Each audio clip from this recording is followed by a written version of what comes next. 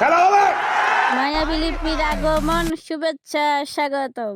Hello guys, চলে আসলাম তোমাদের মাঝে নতুন একটি ভিডিও নিয়ে। তো বুঝতেই পারতেছো আজকে কিসের ভিডিও। আজকে হচ্ছে নির্বাচন পার্টি ভিডিও।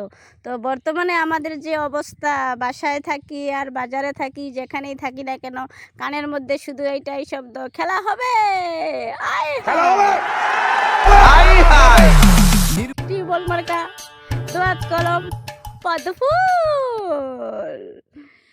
শয়তানের দল। একটা একটা শব্দ আসতেই থাকে কানের মাঝে। তো যাই হোক, এখন আমরা চলে আসলাম পার্টি করতে।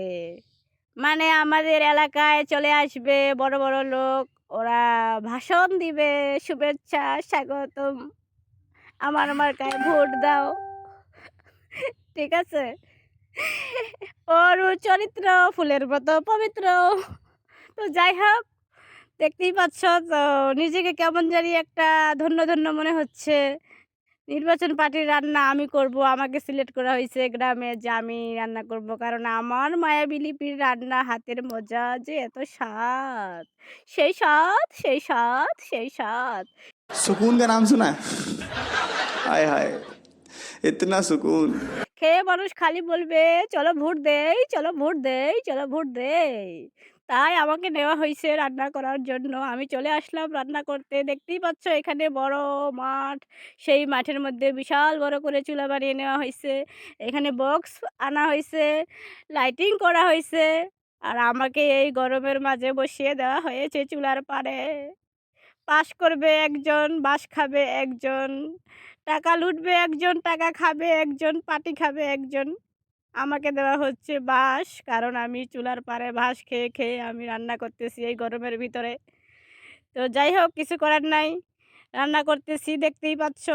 তাই চলে আসলাম তোমাদের মাঝে। আমি ভিডিও সম্পূর্ণ করতে পারি নাই, হালকা হালকা করছি, কারণ এক হাতে রান্না, এক হাতে চুলার ভিতরে বাঁশ ঢুকানো।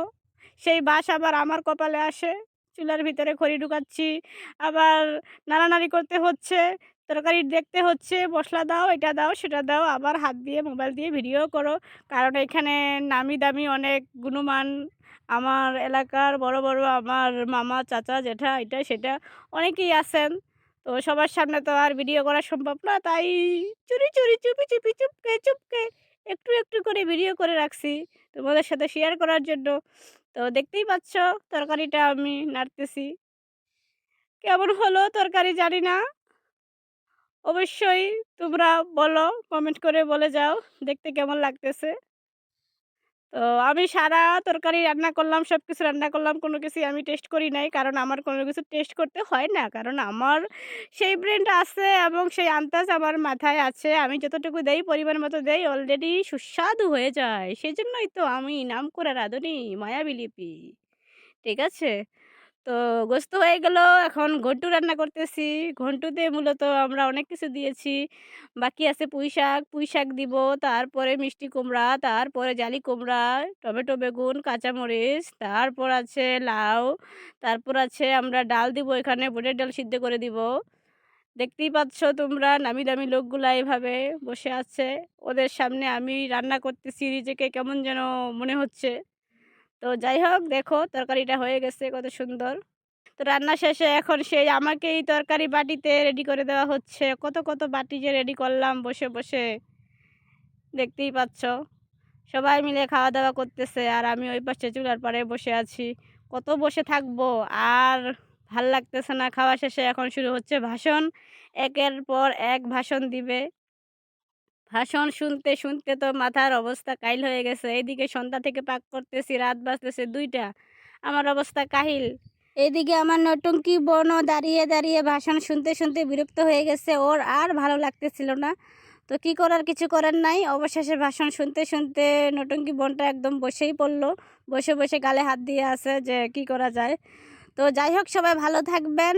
আর আমার রান্নার সুনাম আমি নিজে করি না, জাস্ট মজা করলাম, কারণ সবাই আমার রান্না খেয়ে সবাই ওয়াও সেই স্বাদ অনেক মজা বলছে, আর অনেক ভালো লাগে যে আমার রান্নার কথা কারো মুখে শুনতে অনেক ভালো লাগে আমার কাছে। ওকে, তো ভালো।